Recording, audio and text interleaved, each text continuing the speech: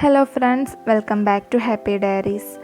എല്ലാവർക്കും എൻ്റെ വക ഹാപ്പി ഓണം. എല്ലാവരും വീട്ടിൽ സേഫായിട്ടിരിക്കുക. വീട്ടിലിരുന്നുകൊണ്ട് തന്നെ ഓണമൊക്കെ ആഘോഷിക്കുക. അധികമൊന്നും പുറത്തേക്ക് പോവാണ്ടിരിക്കുക.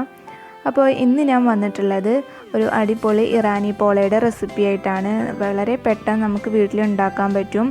അതുപോലെ ഗസ്റ്റൊക്കെ എന്തെങ്കിലും വരികയാണെങ്കിൽ നമുക്ക് വെറൈറ്റി ആയിട്ട് സെർവ് ചെയ്യാൻ പറ്റിയിട്ടുള്ള ഒരു അടിപൊളി പോളയാണ്.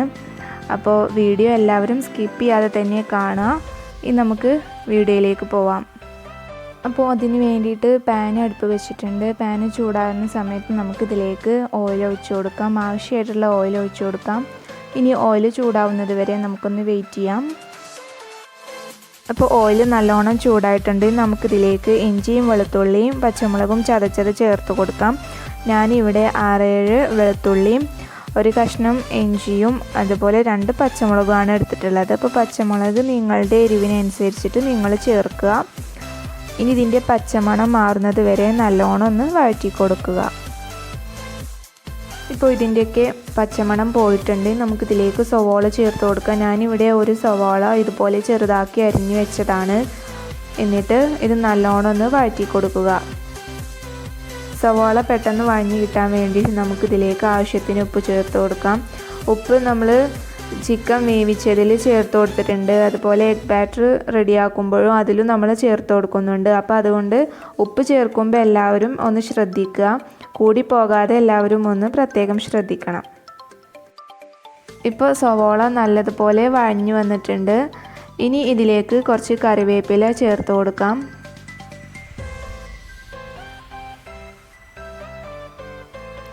എന്നിട്ട് നല്ലോണം ഒന്ന് യോജിപ്പിച്ച് കൊടുക്കാം. ഇപ്പോൾ കറിവേപ്പിലയും സവാളയും നല്ലോണം വഴഞ്ഞു വന്നിട്ടുണ്ട്. ഇനി നമുക്ക് ഇതിലേക്ക് 1/2 ടീസ്പൂൺ പെപ്പർ പൗഡറും 1 ടേബിൾ സ്പൂൺ ചിക്കൻ മസാലയും ചേർത്ത് കൊടുക്കാം. എന്നിട്ട് ഇത് നല്ലതുപോലെ ഒന്ന് യോജിപ്പിച്ചെടുക്കാം.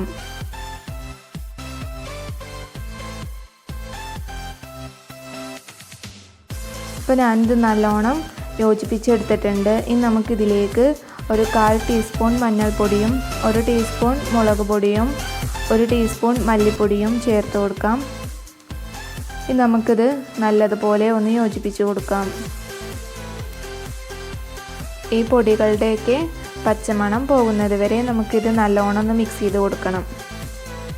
അപ്പോൾ നമ്മുടെ മസാലപ്പൊടികളുടെ എല്ലാം പച്ചമണം പോയിട്ടുണ്ട്. ഇനി ഞാൻ ഇതിലേക്ക് ചേർക്കുന്നത് ചിക്കനാണ്. ചിക്കൻ ഞാനിവിടെ മഞ്ഞൾപ്പൊടിയും ഉപ്പും ചേർത്തിട്ട് വേവിച്ച് വെച്ചതാണ്. എന്നിട്ട് അതൊന്ന് പിച്ചിയെടുത്തിട്ടുണ്ട്. ഞാൻ 250 ഗ്രാം ചിക്കനാണ് ഇവിടെ എടുത്തിട്ടുള്ളത്. അപ്പോൾ നിങ്ങൾക്ക് കൂടുതൽ ചിക്കൻ ആവശ്യമുണ്ടെങ്കിൽ ഇതിലും കൂടുതൽ എടുക്കാം കേട്ടോ. ഇനി നമുക്ക് ഇതൊക്കെ ഒന്ന് നല്ലോണം ഒന്ന് യോജിപ്പിച്ച് കൊടുക്കാം. ഇപ്പോൾ ഇതിനെ നല്ലോണം യോജിപ്പിച്ചെടുത്തിട്ടുണ്ട്. ചിക്കനൊക്കെ ആ മസാലയിൽ നല്ലോണം പിടിച്ചിട്ടുണ്ട്. ഇനി നമുക്ക് ഗ്യാസ് ഓഫ് ചെയ്യാം. ഇത്രയും മതി. ഇതിലേക്ക് വേണ്ട എഗ് ബാറ്റർ എങ്ങനെ റെഡിയാക്കാമെന്ന് നോക്കാം. അപ്പോൾ എഗ് ബാറ്റർ തയ്യാറാക്കാൻ വേണ്ടിയിട്ട് ഞാനിവിടെ ഒരു മിക്സിയുടെ ജാർ എടുത്തിട്ടുണ്ട്. അതിലേക്ക് ഞാനിവിടെ 2 കോഴിമുട്ടയാണ് എടുത്തിട്ടുള്ളത്. അത് നമുക്കിതിലേക്ക് പൊട്ടിച്ചൊഴിക്കാം. ഇനി നമുക്കിതിലേക്ക് 1 കപ്പ് മൈദ ചേർത്ത് കൊടുക്കാം. അതുപോലെ ഇനി ഇതിലേക്ക് അതേ അളവിൽ 1 കപ്പ് പാലൊഴിച്ച് കൊടുക്കാം. സാധാ പശുവിൻ പാൽ തന്നെയാണ്, തിളപ്പിക്കേണ്ട ആവശ്യമില്ല. ഇനി ഇതിലേക്ക് 1/4 കപ്പ് ഓയിൽ ഒഴിച്ചു കൊടുക്കാം. ഞാനിവിടെ സൺഫ്ലവർ ഓയിലാണ് ചേർക്കുന്നത്. ഇനി ഇതിലേക്ക് 1/2 ടീസ്പൂൺ പെപ്പർ പൗഡർ ചേർത്ത് കൊടുക്കാം. മുട്ടയുടെയൊക്കെ ഫ്ലേവർ പോകാൻ വേണ്ടിയിട്ടാണ് ഇത് ചേർക്കുന്നത്. ഇനി ഇതിലേക്ക് 1/4 ടീസ്പൂൺ ഉപ്പ് ചേർത്ത് കൊടുക്കാം. ഉപ്പ് നിങ്ങൾ നോക്കിയിട്ട് മാത്രം ചേർക്കുക. കൂടി പോവാതിരിക്കാൻ പ്രത്യേകം ശ്രദ്ധിക്കുക. ഇനി ഇത് മിക്സിയിൽ നല്ലോണം ഒന്ന് അരച്ചെടുക്കാം. അപ്പോൾ നമ്മുടെ എഗ് ബാറ്റർ ഇവിടെ റെഡി ആയിട്ടുണ്ട്. ഇതുപോലെ ഒരു കൺസിസ്റ്റൻസിയാണ് ഇതിന് വേണ്ടത്. ഇനി നമുക്ക് പോള എങ്ങനെ റെഡിയാക്കുന്നതെന്ന് നോക്കാം.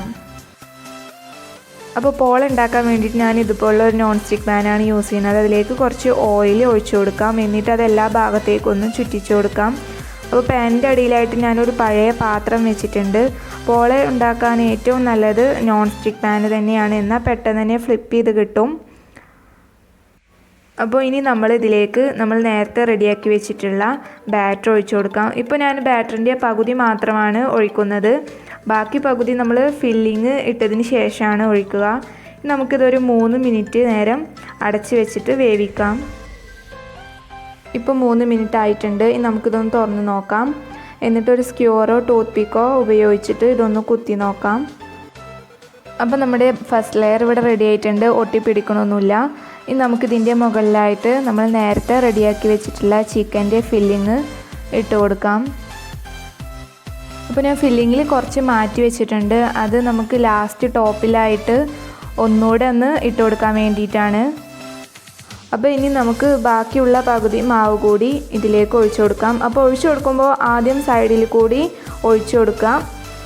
അപ്പോൾ ഇനി ഫില്ലിങ് ഇടുമ്പോൾ നമ്മൾ പ്രത്യേക കാര്യം ശ്രദ്ധിക്കണം, അധികം സൈഡിലൂടെ ഇടാതിരിക്കുകയാണ് നല്ലത്. അപ്പോൾ നമ്മൾ മാവ് ഒഴിക്കുമ്പോൾ ചിലപ്പോൾ അത് ഫില്ലിങ്ങിലേക്ക് എത്തിച്ചേരാൻ ബുദ്ധിമുട്ടാവും. അപ്പോൾ അതെല്ലാവരും ഒന്ന് പ്രത്യേകം ശ്രദ്ധിക്കുക. അപ്പോൾ നമ്മുടെ ബാറ്ററൊക്കെ ഒഴിച്ചു കഴിഞ്ഞിട്ടുണ്ട്. ഇനി നമ്മൾ നേരത്തെ ചിക്കൻ്റെ ഫില്ലിങ് മാറ്റി വെച്ചിരുന്നില്ലേ, അപ്പോൾ അത് ഇതിൻ്റെ ടോപ്പിലായിട്ട് ഒന്നുകൂടെ നമുക്ക് ഇട്ട് കൊടുക്കാം.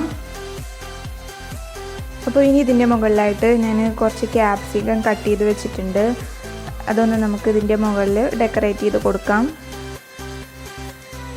ഇപ്പോൾ ക്യാപ്സിക്കം വെച്ച് കൊടുത്തിട്ടുണ്ട്. ഇനി ഇതിൻ്റെ മുകളിലായിട്ട് തക്കാളി ഇതുപോലെ വട്ടത്തിൽ അരിഞ്ഞു വെച്ചിട്ടുള്ളതാണ്, അത് നമുക്കിതിൻ്റെ മുകളിൽ ഒന്ന് വെച്ച് കൊടുക്കാം.